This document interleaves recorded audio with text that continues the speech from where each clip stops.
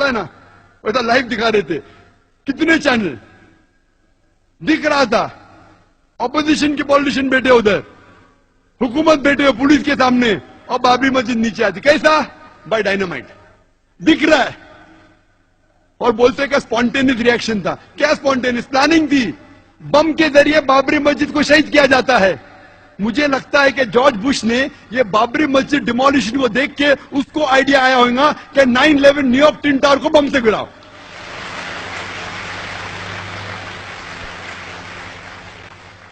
बाबरी मस्जिद को सन 1980 के पहले कौन जानता था? मैं तो नहीं जानता था, कुछ लोग शायद जानते थे। आम हिंदुस्तानी जानता ही नहीं था बाबरी मस्जिद क्या है और राम जन्मभूमि की जगह क्या है। ना मुस्लिम जानता था, ना हिंदू जानता था। आम मुसलमान जानता ही नहीं था, आम हिंदू जानता ही नहीं था, आम हिंदुस्तानी नहीं जानता था। लेकिन इसको एक पॉलिटिकल प्लॉय बनाया गया, पॉलिटिशियन वोट बैंक के लिए।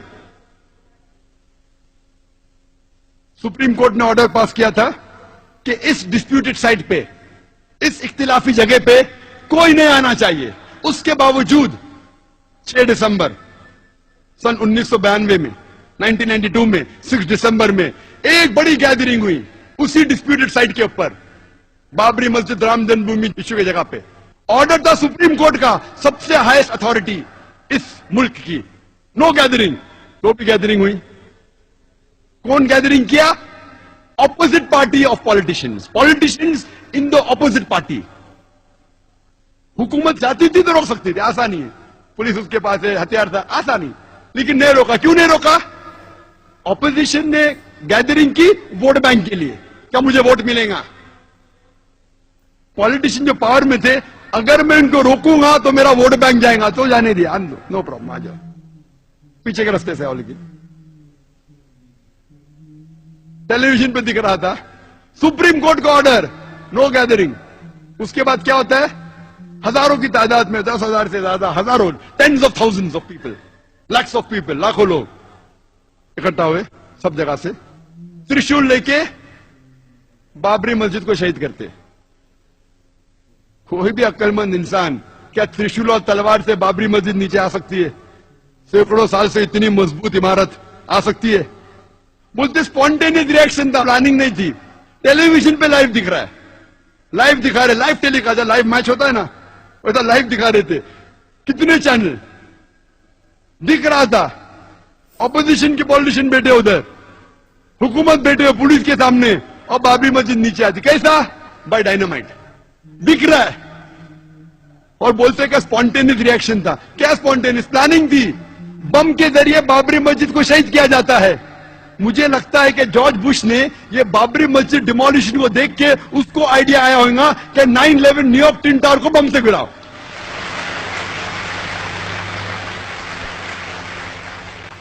9/11 पे मुझे ज्यादा तकरीर नहीं करने का है, वो 9/11 तो इतना बड़ा, कम से कम 10 तकरीर कर सकता हूं मैं 9/11 के ऊपर, जॉर्ज बुश के ऊपर।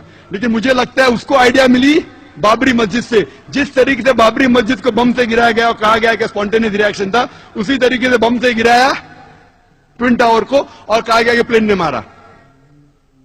चाहे तो इंशाल्लाह क्वेश्चन आंसर में टाइम लिया तो कहूंगा। क्या होता है? इमीडिएट सारे हिंदुस्तान में दंगे फसाद होते। दंगे फसाद होने के बाद एक्शन का रिएक्शन होता है, हजारों लोग मारे जाते, हजारों लोग का कत्ल होता है सारे हिंदुस्तान में, अक्सर मुसलमान, और खुसूसन बॉम्बे में। बाबरी मस्जिद डिमोलिश की कौन जिम्मेदार?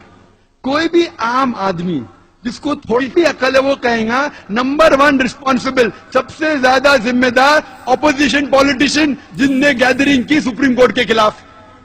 नंबर 2 जिम्मेदार जो पॉलिटिशियंस पावर में थे, वो रोक सकते थे लेकिन नहीं रोका। क्यों? वोट बैंक जाएगा। उसके वजह दंगे फसाद होते।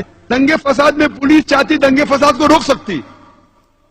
आप कोई भी सीनियर पुलिस ऑफिसर से पूछिए, मैं तो बहुत से पुलिस ऑफिसर से बात कर चुका हूं इधर और बाहर भी, कोई भी सीनियर पुलिस ऑफिसर से पूछिए, दंगे फसाद को रोकना तो आसान सी बात है। जैसा शुरू हुआ within a few hours, चंद घंटों में रोका जा सकता है। अगर कम पुलिस फोर्स है तो रिजर्व फोर्स को बुलाओ। टेररिस्ट अटैक्स को रोकना बहुत मुश्किल है। कुछ रोक सकते, सब नहीं। सब रोकना नामुमकिन है 100%।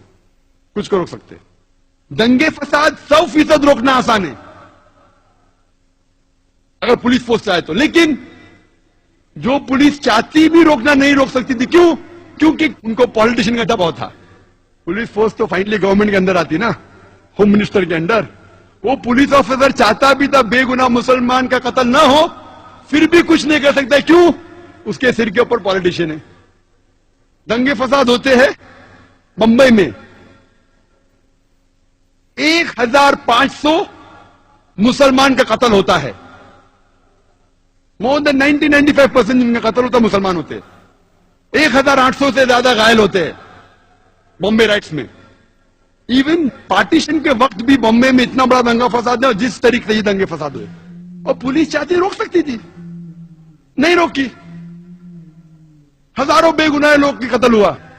थोड़ा पहले रिएक्शन था दिसंबर में, उसके बाद जनवरी में, एक हफ्ते बाद जो वापिस आओ, प्लान था पूरा। It was plan, hand in glove. कौन जिम्मेदार दंगे फसाद का? वही लोग। नंबर 1 ऑपोजिशन पॉलिटिशियन, जो लोग ने बाबरी मस्जिद में गैदरिंग की। नंबर 2 जो पॉलिटिशियन पावर में थे, उनने वो गैदरिंग को अलाउ किया, नहीं रोका वोट बैंक की वजह से। नंबर 3 आम जनता। आम जनता को बहकाया गया कि लूट मार करो। आम जनता, मेरे नजदीक इस हिंदुस्तान में आम हिंदुस्तानी, आम हिंदू, आम मुस्लिम एक दूसरे से मोहब्बत करता है। मेरे नजदीक मेरे कई हिंदू दोस्त हैं।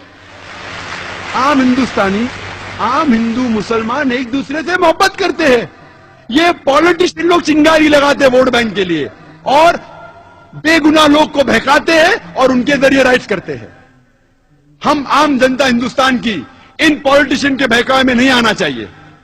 नंबर 3 रिस्पॉन्सिबल आम जनता, जो बेवकूफ बन जाती है। नंबर 4 पुलिस, जो रोक सकती थी नहीं रोकी। जो लोग रोकना चाहते थे भी नहीं रोक सकते। क्यों? उनका ट्रांसफर हो जाएगा। जब इतने मुसलमान मरे तो गवर्नमेंट सोचने लगी अभी वोट बैंक मुस्लिम की जाएंगी, बड़ी छोटी है, तो क्या की? 1 जज कमीशन, श्री कृष्ण कमीशन को अपॉइंट किया। डरो मत, जो भी जिम्मेदार है वो गिरफ्तार होंगे।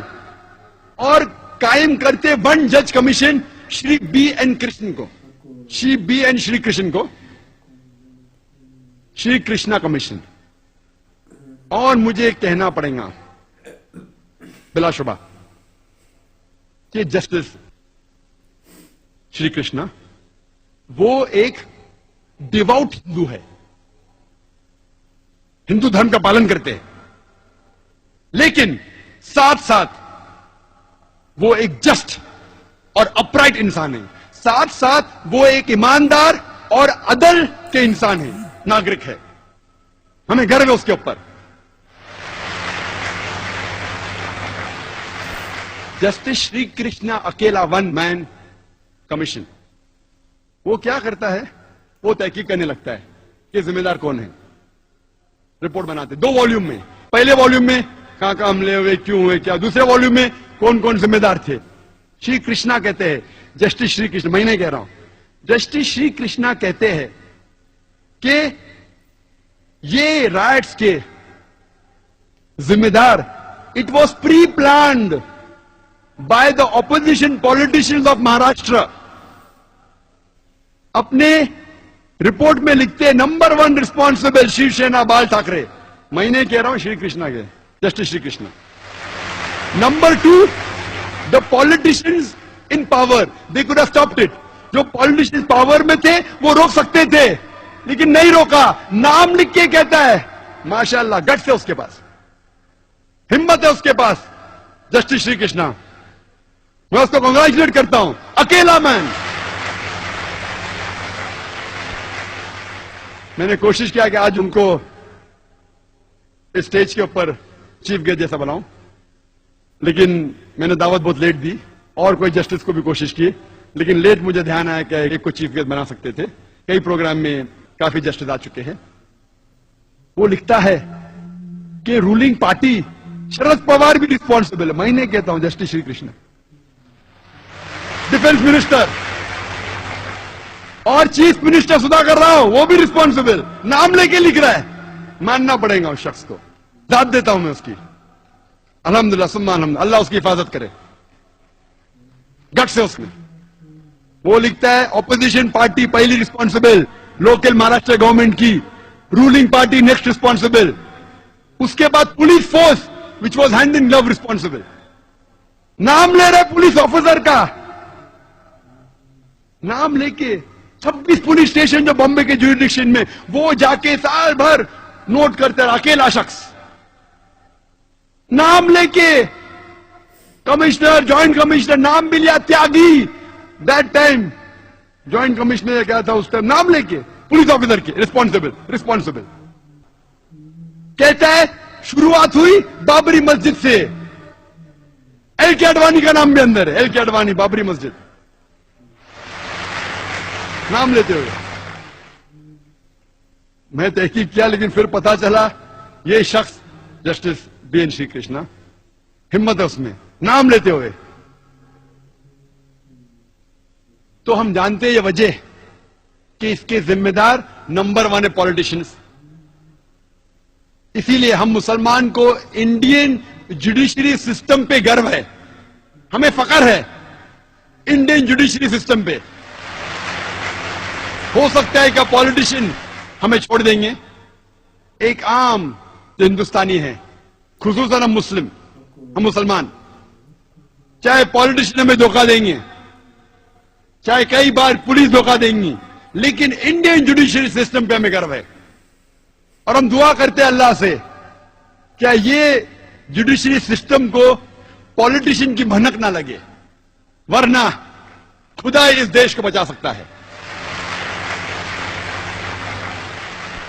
बॉम्बे राइट्स के बाद जो दिसंबर 92 में हुआ था और जनवरी 93 में, 2 महीने बाद 12 मार्च 1993 में होता है बॉम्बे में सीरियल बॉम्ब ब्लास्ट। 13 बॉम्ब फूटते हैं, 13 बॉम्ब धमाके होते हैं बॉम्बे में, जिसमें 250 से ज्यादा इंसानों का कत्ल होता है और हजारों लोग इसमें घायल होते हैं। उस टाइम कहना था, हो सकता है कि बॉम्ब ब्लास्ट मुसलमानों ने किया था। 2 साल पहले जब तकरीर की थी, उसके चंद दिन बाद ये वर्डिक्ट आने वाला था। ये जो केस चल रहा था बॉम्बे बॉम्ब ब्लास्ट 93 का, जब तकरीर की थी उस टाइम केस का जजमेंट नहीं आया था। जस्टिस श्री कृष्णा कहते हैं कि ये bomb blast was a reaction, और ये बॉम्ब ब्लास्ट के पहले और राइट्स के बाद जनवरी फरवरी 1993 में माहौल बंबई में मुसलमान के लिए बहुत गंभीर था। जब आम मुस्लिम सड़कों पे चलते थे, जब वो ट्रेन में ट्रैवल करते थे, सफर करते थे, बस में जाते थे, लोग उन्हें घूरते थे, उनको ताने मारते थे। मुसलमान का सड़कों पे निकलना मुश्किल हो गया। बॉम्ब ब्लास्ट होने के बाद हालत बदल गई। हर मुसलमान जानता है कि बेगुनाह इंसान की जान लेना गलत है। इस्लाम नहीं सिखाता है कि आप बेगुनाह लोग को कत्ल करो। अक्सर मुसलमान जानने के बाद कि ये बॉम्ब ब्लास्ट जो हुआ बंबई में 1993 मार्च में गलत था, गैर इस्लामी था, फिर भी अक्सर मुसलमान खुश हुए। कम से कम हम सिर उठा के चल तो सकते हैं। जस्टिस श्री कृष्णा कहते it was a reaction of the Muslims. और इसके केस के बारे में बाद में हम जिक्र करेंगे, लेकिन यह कहना जरूरी है कि आप कोई बेगुनाह गैर मुस्लिम का कत्ल नहीं कर सकते, क्योंकि कोई और गैर मुस्लिम ने आपको तकलीफ दिया और आप कोई और गैर मुस्लिम को तकलीफ देंगे, यह बिल्कुल अन इस्लामिक है। ये जो 250 लोग मरे बंबई में बॉम्ब ब्लास्ट के जरिए, उसका जिम्मेदार कौन लोग? वही लोग जो बाबरी मस्जिद के अंदर ऑपोजिशन पार्टी ने जो गैदरिंग की, नंबर 1, नंबर 2 क्यों ऑपोजिशन ने की वोट बैंक के लिए। नंबर 2, पॉलिटिशियन जो पावर में थे जानबूझ के नहीं रोका, नहीं तो सीट चले जाएंगी, वो रिस्पॉन्सिबल है। नंबर 3, आम जनता जो पॉलिटिशियन के बहकावे में आ गई। नंबर 4, जो पुलिस रोक सकती थी नहीं रोकी। नंबर 5, जो लोग ने राइट्स किए दिसंबर 92 और जनवरी 93 में, वो लोग रिस्पॉन्सिबल थे, महाराष्ट्र के पॉलिटिशियन, रूलिंग एंड ऑपोजिशन, वही लोग, सदर सबके पॉलिटिशियन।